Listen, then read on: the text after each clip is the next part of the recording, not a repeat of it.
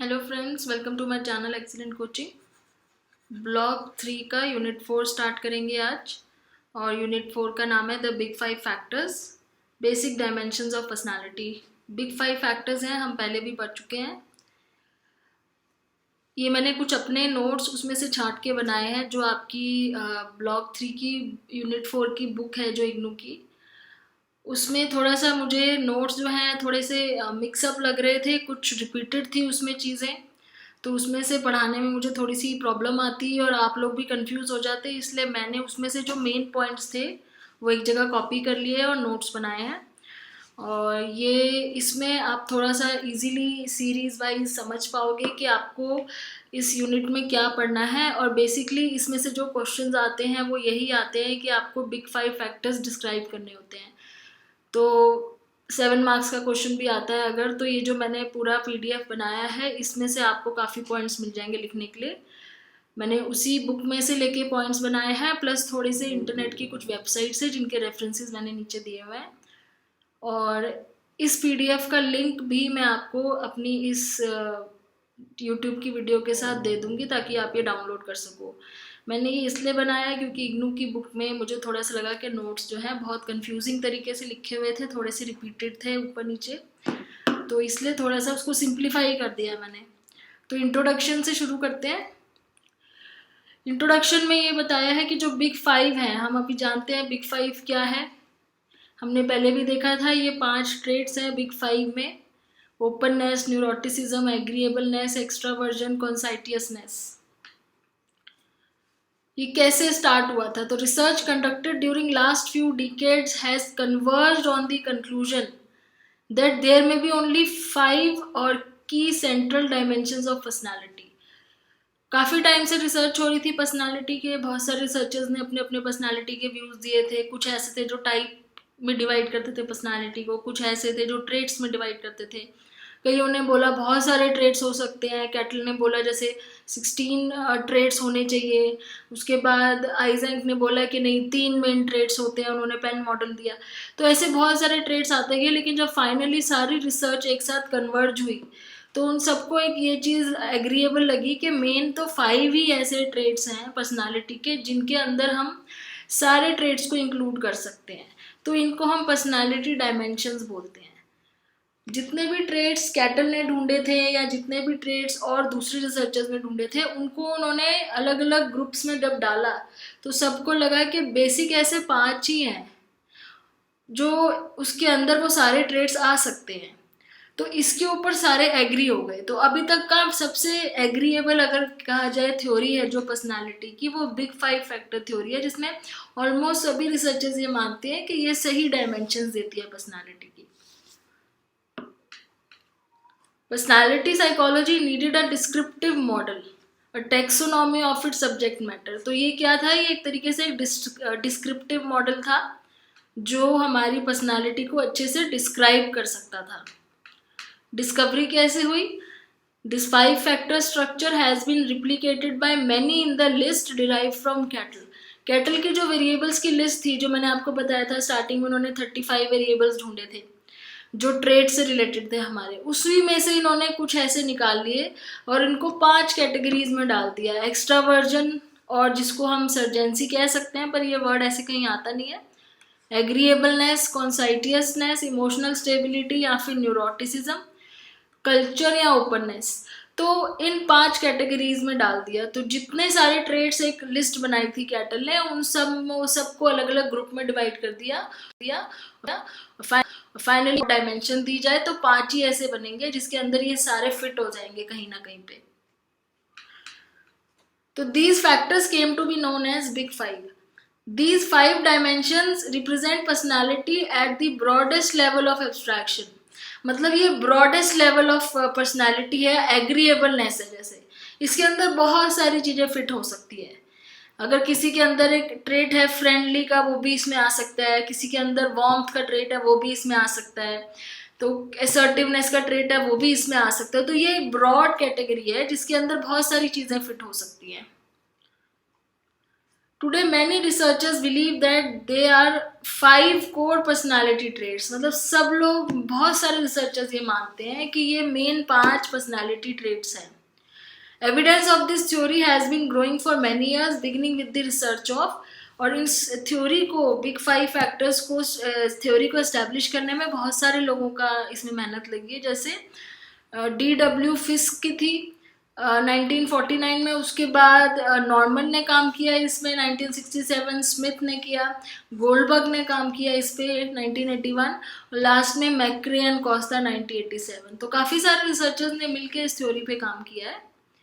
These dimensions represent broad areas of personality, and research has demonstrated that these grouping of characteristics tend to occur together in many people. तो ये जो grouping of characteristics इसके अंदर आती है, जैसे मैंने बोला कि agreeableness में friendly, warmth, ये सारी चीज़ें आ सकती हैं, तो ये काफ़ी लोगों में होती है. रिसर्च से ये पता लगा है. For example, individuals who are sociable tend to be talkative. तो जो सोशिएबल होते हैं उसको हम किस ग्रुप में डालेंगे? हम उसको एक्स्ट्रा वर्जन में डालेंगे. टॉकेटिव होगा तो भी एक्स्ट्रा वर्जन में डालेंगे. तो ये काफ़ी सारी ऐसी चीज़ें हैं जो एक ही ग्रुप में डाली जा सकती हैं. However these trait do not always occur together. पर ये ज़रूरी नहीं है कि ये ट्रेट जिसके अंदर दोनों ट्रेट्स हों वो एक साथ वो चीज़ नज़र आए उसके अंदर. हो सकती है, प्रेजेंट हो सकती है, उस ग्रुप में वो आ जाएगा, एक्स्ट्रा वर्जन के ग्रुप में वो आ जाएगा. जो बहुत सोशिएबल होगा उसको हम एक्स्ट्रा वर्जन के ग्रुप में डालेंगे, लेकिन ज़रूरी नहीं है कि उस टाइम वो आपको बहुत टॉकेटिव भी लगे. बट हाँ, ये है कि इस तरह के काफ़ी सारे ट्रेट्स हैं जो एक ग्रुप में डाले जा सकते हैं. The big 5 structure was derived with statistical analysis called factor analysis. तो अगेन यहाँ पे भी फैक्टर एनालिसिस की टेक्निक यूज़ हुई है. ये इतनी इंपॉर्टेंट टेक्निक है कि इनको काफ़ी सारे रिसर्चर्स ने यूज़ किया, और बिग 5 के लिए भी फैक्टर एनालिसिस ही यूज़ किया था. of which traits tend to co-occur in people description of themselves. तो लोगों से अपने सेल्फ डिस्क्रिप्शंस भरवाए थे, लोगों ने खुद भरे थे अपने सेल्फ डिस्क्रिप्शन, और बहुत सारे लोगों से भरवाए थे. वो सारे इकट्ठे करके उनके ऊपर एक स्टैटिस्टिकल टेक्निक लगाई, फैक्टर एनालिसिस, और उसको अलग अलग ग्रुप में डिवाइड करा. तो पता चला कि 5 ही ऐसे ब्रॉड डायमेंशंस हैं जिनके अंदर सारे ट्रेट्स फिट आ सकते हैं. The original derivation relied heavily on American and western European sample. तो जब ये स्टार्ट हुआ था बिग 5 के बारे में सब कुछ डेटा कलेक्ट करना, तो उसमें ज़्यादातर अमेरिकन और वेस्टर्न यूरोपियन लोग थे. अब रिसर्चर्स आगे भी कर रहे हैं ये चीज़ चेक कि क्या ये सारे कल्चर्स में जनरलाइज किया जा सकता है. क्या एशियन कल्चर पे भी ये फिट बैठेगा, अफ्रीकन कल्चर पे भी ये फिट बैठेगा. तो वो चीज़ अभी चल रही है, रिसर्च अभी चल रही है इसके ऊपर. 5 फैक्टर मॉडल भी इसी को पहले बोला जाता था, और बिग 5 को ही बोला जाता था बाद में, और बाद में इसका नाम बिग 5 हो गया. और मॉडल वर्ड क्यों लगा? क्योंकि एक साइंटिफिक टर्म में मॉडल का क्या मतलब होता है? कोई ऐसी चीज़ जो डिस्क्राइब कर रही हो, जिसमें थ्योरेटिकल एक्सप्लेनेशन हो कॉजेस की और कॉन्सिक्वेंस की. तो इसलिए पहले इसका नाम बिग 5 मॉडल था. उसके बाद बिग 5 पहले इसका नाम 5 फैक्टर मॉडल था. बाद में बिग 5 जो टर्म है वो ल्यू गोल्डबर्ग ने टर्म जो है इसको दिया था. It is important to know that each of the 5 personality factors represent a range between two extremes. For example, extraversion represents a continuum between extreme extraversion and extreme introversion. तो ये कह रहे हैं कि जो 5 फैक्टर्स हैं वो खाली एक ही चीज़ के बारे में बात नहीं कर रहे हैं, वो उसके दोनों साइड के बारे में बात कर रहे हैं. जैसे एक्स्ट्रावर्जन है तो वो एक्सट्रीम एक्स्ट्रावर्जन से लेके एक्सट्रीम इंट्रोवर्जन की बात कर रहे हैं. तो उसके बीच में कोई भी पर्सन कहीं भी आ सकता है. अगर न्यूरोटिसिज्म है तो वो एक्सट्रीम न्यूरोटिक से लेके एक्सट्रीमली स्टेबल पर्सन की बात कर रहे हैं. तो वो एक कॉन्टिन्यूम के दोनों साइड की बात हो रही है, वहाँ पे खाली एक साइड की नहीं हो रही. In real world most people lie somewhere in between the two popular ends. Real में क्या होता है कि लोग बिल्कुल एक्सट्रीम में कभी भी नहीं आते हैं. आपने देखा ही होगा इस तरह का ग्राफ होता है.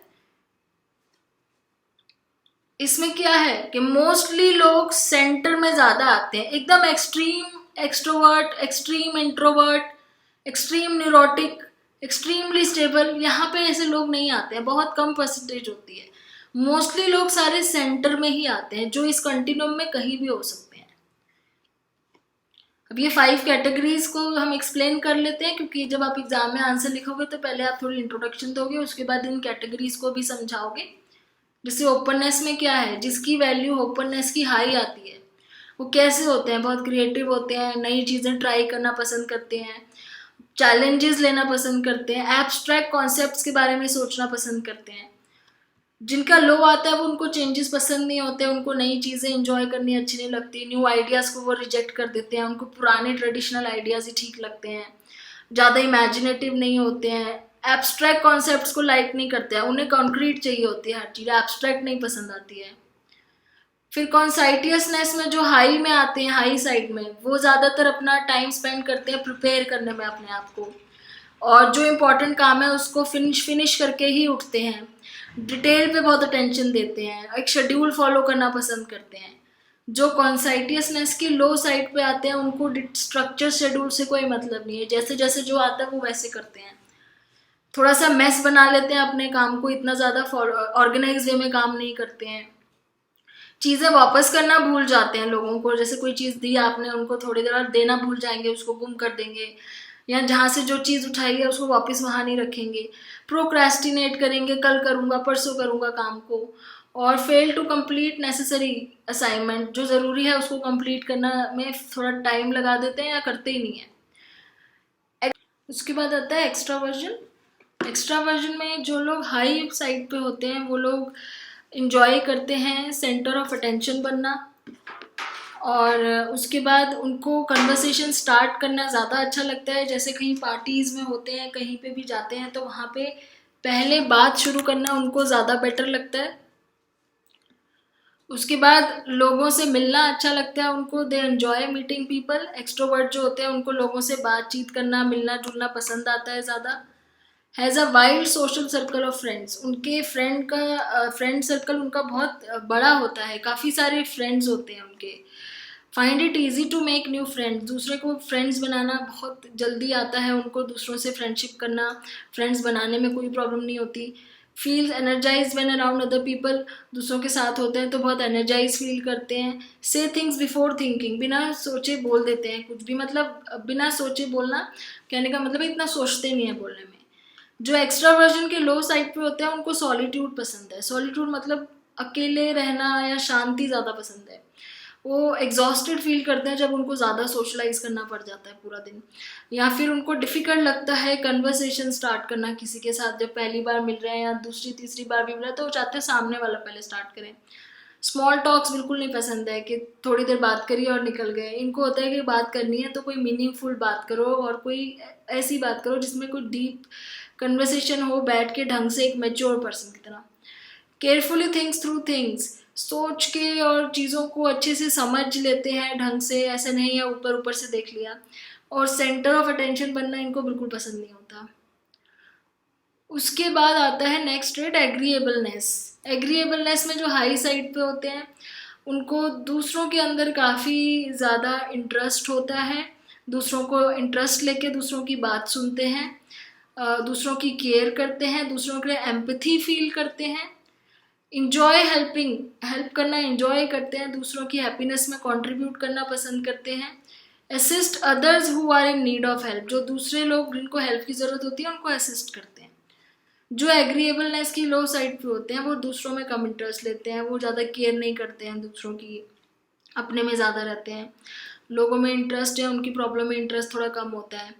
दूसरों को कभी कभार इंसल्ट भी कर देते हैं, छोटा फील करा देते हैं और मैनिपुलेट करते हैं। फिर न्यूरोटिसिज्म में जो हाई साइड पे होते हैं उनके एक्सपीरियंस, उनको बहुत ज़्यादा स्ट्रेस, न्यूरोटिसिज्म क्या होता है, जब बहुत ज़्यादा आप इमोशनल हो, ओवर रिएक्ट करते हो तो एक्सपीरियंस करते हैं बहुत ज़्यादा stress. Worries about many different things, बहुत फालतू की चीज़ों के बारे में सोच के वरी करते रहते हैं, बहुत जल्दी अपसेट हो जाते हैं, ड्रामेटिक शिफ्ट होता है उनके मूड में, एक सेकंड पहले ठीक होते हैं अचानक से परेशान हो जाते हैं, एंग्शियस फील करते रहते हैं हमेशा किसी ना किसी चीज़ को लेके, और बाउंस बैक आफ्टर स्ट्रेसफुल, मतलब बहुत जगह स्ट्रेसफुल चीज़ से निकले हैं तो वापस नॉर्मल होने में बहुत टाइम लगता है। जो न्यूरोटिसिज्म में लो साइड पे होते हैं, जैसे जिनको हम स्टेबल बोलते हैं, वो इमोशनली स्टेबल होते हैं, स्ट्रेस को डील कर लेते हैं आसानी से, सैड थोड़ा कम फील करते हैं, जल्दी डिप्रेस नहीं होते हैं, ज़्यादा वरी भी नहीं करते और रिलैक्स्ड होते हैं। तो ये 5 हमने पढ़े ट्रेड्स जो ओपननेस हाई लो दोनों साइड्स होते हैं लोग, तो हाई के ये होते हैं कंडीशंस और लो के ये। कॉन्साइटियसनेस के हाई और लो हमने देख लिए, कुछ लोग हाई साइड में होते हैं, कुछ लोग लो, कुछ लोग बीच में भी हो सकते हैं कि इसमें से कुछ चीज़ें हों, इसमें से कुछ चीज़ें हों। एक्स्ट्रावर्जन में भी कुछ लोग इंट्रोवर्ट होते हैं तो लो साइड में आएगा, एक्सट्रोवर्ट है तो हाई साइड पे आएगा। एग्रीएबलनेस में भी हो सकता है कि कुछ चीज़ें यहाँ से होती हो लोगों में, कुछ तो बीच में कहीं भी आ सकते हैं। एक्सट्रीम हाई एक्सट्रीम लो कोई भी नहीं हो, बहुत कम लोग होते हैं, मेरे ख्याल से तो कोई नहीं होता जो एक्सट्रीमली हाई हो, जब तक कि कोई साइकोलॉजिकल प्रॉब्लम ना हो। न्यूरोटिसिज्म में भी कहीं ना कहीं हम बीच में होते ही हैं, कभी कभी हम लोग भी बहुत जल्दी अपसेट हो जाते हैं इस टाइप से। तो इस तरीके से हमारी भी एक रेंज है कि हम हर डायमेंशन में बीच में कहीं भी आ सकते हैं।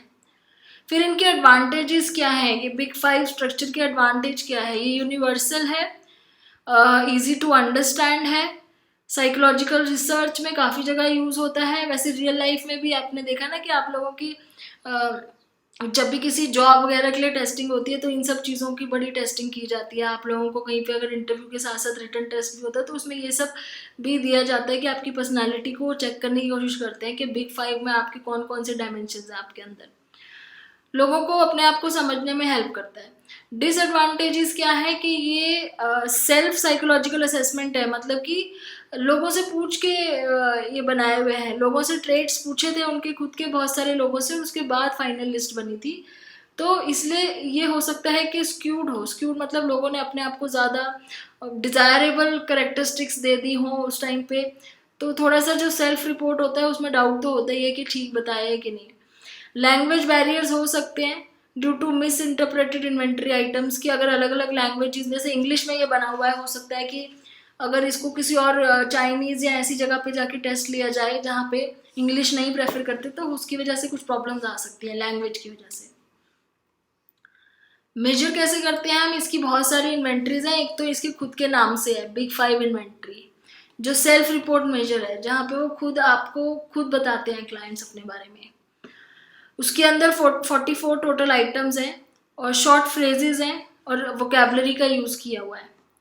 फिर और भी बहुत सारे फेमस इन्वेंट्रीज हैं, एक नियो पाई आर है, नियो FFI स्केल है, IP स्केल है।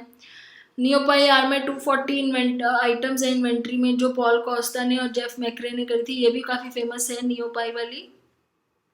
नियो FFI में 60 आइटम्स हैं और 10 आइटम वाली भी पर्सनालिटी इन्वेंट्री आती है जो डेवलप करी है अभी रिसेंटली सैम गॉसलिंग और जेसन रेंफ्रो और बिल स्वैन ने। तो ये बहुत सारी इन्वेंट्रीज हैं जिससे आप किसी के भी बिग 5 फैक्टर्स निकाल सकते हो, डायमेंशंस ढूंढ सकते हो। ऑनलाइन भी बहुत सारी ऐसी इन्वेंट्रीज अवेलेबल हैं, आप कभी नेट पर चेक करोगे तो आपको बहुत सारी ऐसी साइट्स मिलेंगी जहाँ पे इन्होंने इन्वेंट्री कुछ ऐसे क्वेश्चन बनाए हुए हैं जिनका आप आंसर करोगे तो आपको बताएंगे कि आपके अंदर कौन से डायमेंशंस आते हैं पांचों की, कौन सी साइड वाले, मतलब एक्सट्रीम वाले आ रहे हैं कि लो वाले आ रहे हैं, हाई वाले आ रहे हैं। तो इस तरीके से इनको मेजर किया जा सकता है। और लास्ट में इसकी इंपॉर्टेंट कैरेक्टरिस्टिक्स हैं। पहला है the factors are dimensions not types. सबसे इंपॉर्टेंट चीज़ ये है कि जो फैक्टर्स है वो टाइप नहीं है कि किसी के एक के अंदर एक होगा दूसरे के अंदर दूसरा, डायमेंशंस हैं। कोई एक दूसरे के बीच में कहीं भी आ सकता है कोई पर्सन, तो वो डायमेंशंस हैं, वो कंटिन्यूसली लो से हाई के बीच में कहीं भी पर्सन आ सकता है। सेकेंड ये स्टेबल फैक्टर्स होते हैं over a 45 period beginning in young and adulthood. तो 45 पीरियड मतलब 45 ईयर पीरियड तक ये स्टेबल होते हैं फैक्टर्स, इसमें बहुत कम चेंजेस होते हैं लोगों के अंदर। मतलब अगर किसी का फैक्टर आ रहा है कि वो एक्सट्रोवर्ट है तो वो एक्सट्रोवर्ट स्टेबल है उसके अंदर, वो एक सडनली अलग 2-4 साल बाद इंट्रोवर्ट नहीं हो जाएगा। तो ये स्टेबल फैक्टर्स होते हैं। थर्ड है the factors and their specific facets are heritable. तो ये कह रहे हैं कि काफ़ी सारे फैक्टर्स हैं ये इसमें से जो हेरिटेबल है, जेनेटिकली हमारे अंदर होते हैं। Fourth, factors probably had adapted value in pre historic environment. Factors जितने भी हैं, पांचों डायमेंशन जितने भी हैं, ये अडेप्ट करते हैं साथ साथ, हम साथ साथ अडेप्ट करते जाते हैं। हमारे फैक्टर्स, हमारे डायमेंशन धीरे धीरे एनवायरनमेंट के साथ साथ और ज़्यादा बेटर होते जाते हैं। Factors are considered universal having been recovered in languages as diverse as German and Chinese. तो जैसे मैंने आपको एग्जांपल बोला कि एक लैंग्वेज का दूसरी जगह यूज़ नहीं हो सकता जहाँ पे इंग्लिश नहीं बोली जाती, तो इसीलिए इसको दूसरी लैंग्वेजेस में भी बना लिया गया है, जैसे जर्मन और चाइनीज़ में भी, जहाँ पे इंग्लिश इतनी ज़्यादा नहीं समझी जाती है। और सिक्स्थ है knowing one's placement on the factors is useful for insight and improvement through therapy. तो जब हम किसी के बारे में पता कर सकते हैं कि वो उसके अंदर कौन कौन सी डायमेंशंस आती हैं और कितनी एक्सट्रीम आती हैं, तो उससे हमें उसको इम्प्रूव करने में, उसको थेरेपी देने में, या उसको खुद को अपने आप को इम्प्रूव करने में बहुत हेल्प मिलती है। तो इसके बाद ये आपका यूनिट 4 जो है वो ख़त्म होता है, और इसके ऊपर जनरली क्वेश्चन यही आता है कि आपको बिग 5 फैक्टर्स एक्सप्लेन करने हैं। तो उसके लिए सबसे बेस्ट यही है कि आप ये जो है ये नोट्स हैं इसको आप अच्छे से पढ़ लो, और इसी में से पॉइंट्स निकाल के वहाँ लिख दोगे। तो 10-12 पॉइंट्स लिखोगे, एक्सप्लेन करोगे डायग्राम के साथ, एडवांटेजेस डिसएडवांटेजेस, मेजरमेंट टेक्निक्स लिखोगे तो बहुत होगा आपके लिए वो आंसर पूरा लिखने में।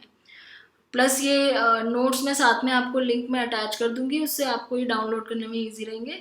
मुझे बुक में थोड़ा सा डिफ़िकल्ट लग रहा था पढ़ाना, क्योंकि थोड़ा सा उसमें हौच पौच तरीके से लिखा हुआ था।